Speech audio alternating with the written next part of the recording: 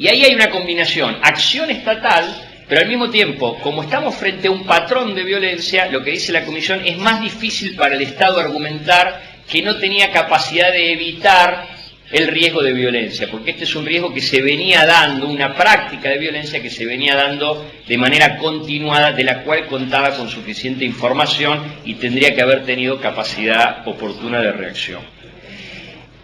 Hay otro caso también interesante, que es el caso de un caso clásico de violencia policial con sesgo racial en Brasil, un joven negro que es asesinado por la policía en una favela en Río de Janeiro, y que por supuesto es una causa penal que no conduce a ningún resultado, con impunidad absoluta, no se investiga a la policía, los familiares no obtienen reparación ni acceso a la justicia.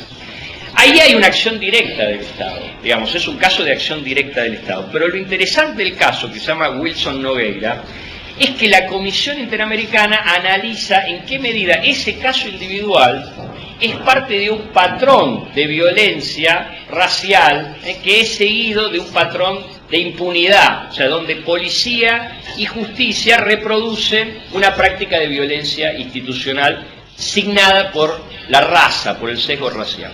Y a partir de eso le impone responsabilidad al Estado. Le podría haber impuesto responsabilidad al Estado por el hecho concreto de la muerte cometida por un policía, pero la extensión de responsabilidad abarca un patrón de violencia marcado por un sesgo racial. ¿Qué quiero decir con esto? Son casos de violencia, son casos de violencia estructural, pero son esencialmente casos de igualdad, porque lo que está analizando la Comisión o la Corte es en qué medida grupos sociales se encuentran en una situación particular frente al ejercicio de sus derechos y cómo están calificados los deberes de garantía del Estado ante esa situación de subordinación o de desigualdad estructural que estos grupos padecen. El caso Campo Algodonero tiene un aspecto particular que es el tema de la violencia de género, y quizá el principal antecedente del caso Campo Algodonero en el sistema interamericano es un caso de la Comisión Interamericana de Derechos Humanos, que no llegó a la Corte porque es anterior a la aceptación de competencia contenciosa de la Corte por Brasil, que es el caso de María da Peña Maya Fernández, un caso que fue muy famoso porque la Comisión obligó a Brasil a cambiar la legislación sobre violencia de género, que se denominó posteriormente Ley María da Peña. El caso, básicamente, es un caso clásico de violencia familiar, porque es una mujer que recibe habitualmente maltrato de su esposo, una suerte, agresiones violentas que van en aumento. Estamos acá, hay como varias actividades alrededor, así que si escuchan ruidos raros no es la gente que me está escuchando acá, sino en la casa. Bueno, Peña recibe sucesivos actos de maltrato, lo denuncia a su esposo en sede judicial, inicia una causa penal, intenta excluirlo del hogar, no hay respuesta respecto de las medidas cautelares, no hay avance en la investigación penal, y en un acto... luego de 15 años de duración del proceso judicial, el esposo ataca nuevamente a María da Peña y la deja hemipléjica. Ella inicia una acción, pero ya decide no continuar la acción contra su esposo, sino ir directamente contra el Estado, diciendo: acá hay un responsable directo, que es la persona con la que me agredió, el agresor, pero hay un responsable central que es el Estado, que en este caso era el Estado de Ceará, por la inacción de las distintas agencias estatales encargadas de la prevención y luego de la investigación y sanción de los casos de violencia. El caso, la Comisión Interamericana lo analiza también, es uno de los primeros casos de violencia de género, y la Comisión incorpora en el análisis de la situación de María da Peña cuál era la situación general de respuesta estadual frente a la violencia de género. Entonces, mira el caso de María da Peña en relación con otros casos similares en el Estado y llega a la conclusión de que existía un patrón o una pauta sistemática de violencia de género seguida por una pauta sistemática de impunidad. Y ese es el elemento colectivo el que justifica la imposición de responsabilidad al Estado, porque la respuesta del Estado brasileño es: no puedo ser responsabilizado internacionalmente por un acto cometido por un particular. En todo caso, puedo responder por la inacción de los tribunales, pero no por la agresión concreta, por la violación del derecho a la vida y la integridad física, porque no fue un actor estatal quien cometió esa violación.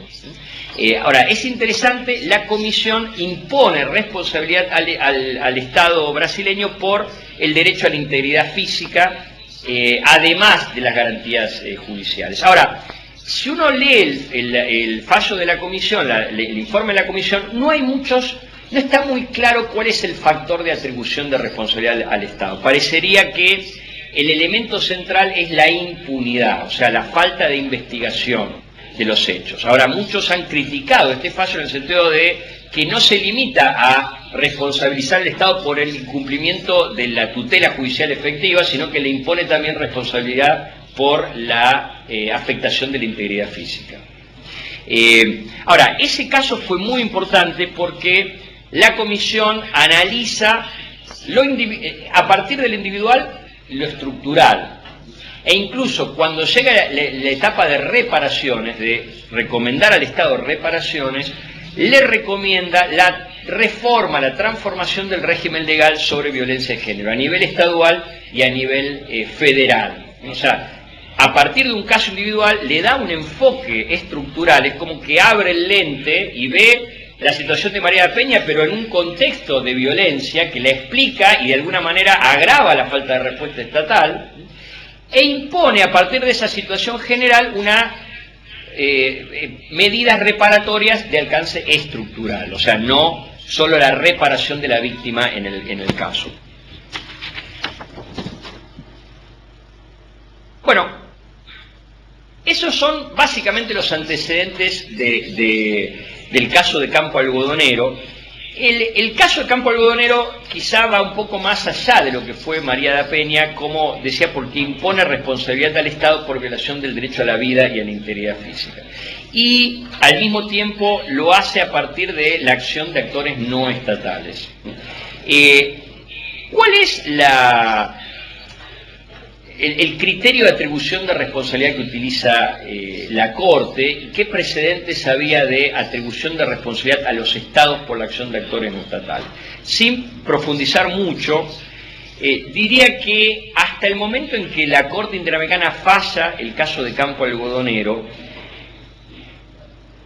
había dos líneas jurisprudenciales sobre responsabilidad del Estado por la acción de actores no estatales, que lo pongo allí, no sé si se puede. Sí, ahí se ve. ¿Se ve el pizarrón? Sí. Básicamente, la idea de la complicidad, la teoría de la complicidad y la teoría del riesgo. La idea de la teoría de la complicidad y la teoría del riesgo. La teoría de la complicidad básicamente había sido desarrollada por la Corte Interamericana de Derechos Humanos en los primeros casos que trata sobre grupos paramilitares colombianos. Ahí lo que dice la Corte es que más allá que el crimen concreto proviniera de actores que eran actores no estatales, en la medida en que esos actores no estatales habían actuado con tolerancia o aquiescencia de funcionarios estatales, por ejemplo, funcionarios del ejército colombiano, el acto del particular debía ser atribuido al propio Estado, como si el Estado hubiera actuado a través del particular. Tomando una teoría clásica del derecho internacional público, que es la teoría de la complicidad, que se enuncia clásicamente como teoría de la tolerancia o la aquiescencia a la acción estatal.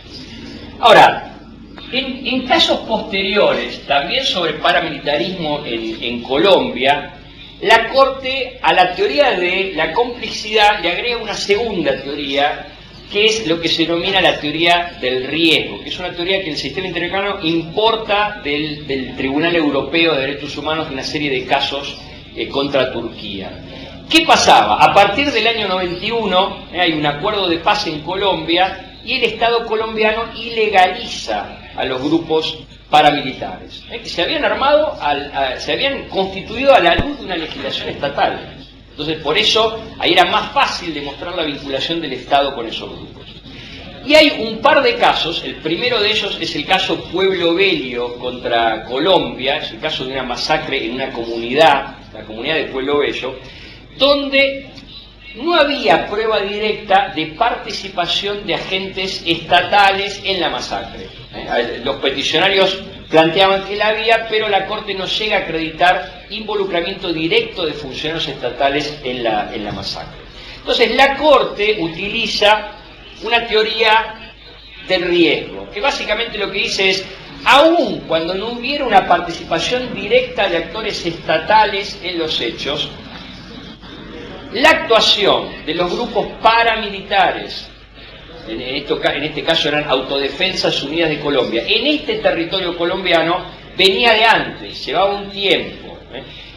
La forma de actuar de estos grupos era masacres de población civil, entraban a la población civil y ejecutaban líderes sociales, y lo habían hecho en otras ocasiones. Entonces, plantea básicamente que el Estado no podía considerar que esas acciones eran imprevisibles e inevitables. Había una situación de riesgo real, inminente, que el Estado tenía que haber previsto y que tenía capacidad operativa de evitar. Y le impone responsabilidad al Estado, no por tolerancia directa o aquiescencia, aunque si ustedes leen Pueblo Bello van a ver que a veces usa también la teoría, está mezclada las dos teorías de atribución de responsabilidad, pero desarrolla mucho más la teoría del riesgo, responsabilidad por no evitar riesgos ciertos o inminentes.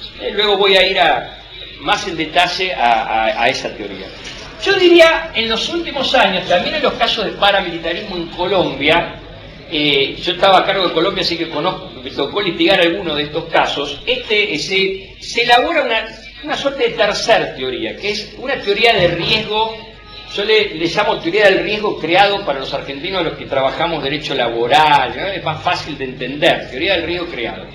Es una forma intermedia, y la Corte lo desarrolla en un caso que se llama Del Valle Jaramillo. ¿Cuál era la situación? No había prueba directa del involucramiento de funcionarios estatales en el crimen, pero al mismo tiempo sí existía prueba directa de que en una masacre previa, este es el caso de la ejecución de un abogado en Antioquia, del Valle Jaramillo, que había sido abogado en una causa muy importante que era la masacre de la Granja y el Aro, que es una masacre muy importante que ocurre en Antioquia. En esa masacre de la Granja y el Aro está probada la relación directa entre el jefe operativo del ejército colombiano en la zona y los líderes paramilitares, en la ejecución de la masacre.